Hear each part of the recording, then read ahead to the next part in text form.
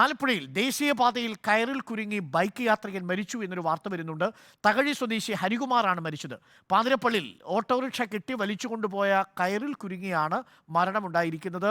ശ്രീജിത്ത് ചേരുന്നു കൂടുതൽ വിവരങ്ങളുമായി. ശ്രീജിത്ത്, വളരെ ദാരുണമായ സംഭവമാണ്. എപ്പോഴാണ് ഈ സംഭവം നടന്നിരിക്കുന്നത്? ആരുടെ അശ്രദ്ധയാണ് ഈ ദുരന്തത്തിനു പിന്നിൽ?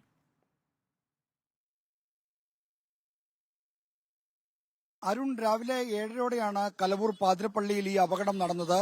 ആരുടെ അശ്രദ്ധയാണെന്ന് പറഞ്ഞാൽ ഒരു ഓട്ടോറിക്ഷ മറ്റൊരു ഓട്ടോറിക്ഷയെ കയറിൽ കെട്ടിവലിച്ച് ഹൈവേയിലൂടെ കൊണ്ടുപോവുകയായിരുന്നു.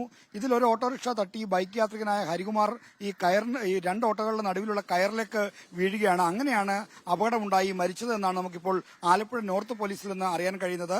തകഴി സ്വദേശിയായ ഹരികുമാർ ഈ കലവൂർ ഭാഗത്തേക്ക് ബൈക്കിൽ വരികയായിരുന്നു.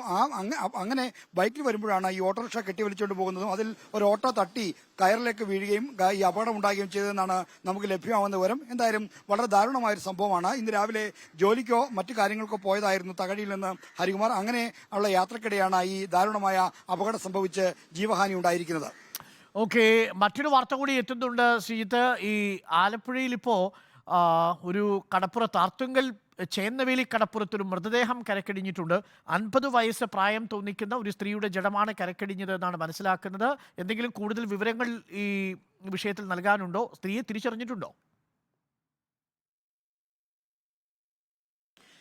അരുൺ, ഇന്ന് രാവിലെയാണ് ചേന്നവേലി കടപ്പുറത്ത് 50 വയസ്സ് പ്രായം തോന്നിക്കുന്ന ഒരു സ്ത്രീയുടെ മൃതദേഹം കരക്കടിഞ്ഞത്. മൃതദേഹത്തിന് 2 ദിവസത്തെ പഴക്കമുണ്ട് എന്ന് സംശയിക്കുന്നുണ്ട് എന്നാണ് പോലീസ് പറയുന്നത്.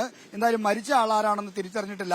സമീപത്തെ പോലീസ് സ്റ്റേഷനുകളിലും മറ്റും ഏതെങ്കിലും മിസ്സിംഗ് പരാതി ഉണ്ടോ എന്ന കാര്യമാണ് ഇപ്പോൾ പോലീസ് അന്വേഷിക്കുന്നത്. ഇതറിഞ്ഞ ശേഷം മാത്രമേ മരിച്ചത് ആരാണെന്ന കാര്യം സ്ഥിരീകരിക്കാൻ കഴിയൂ.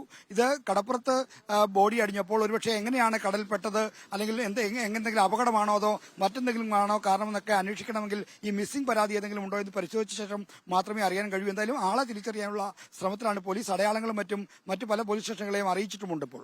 ഓക്കെ, ശ്രീജിത്താണ് നിൽക്കുന്നത്. ശ്രീജിത്ത്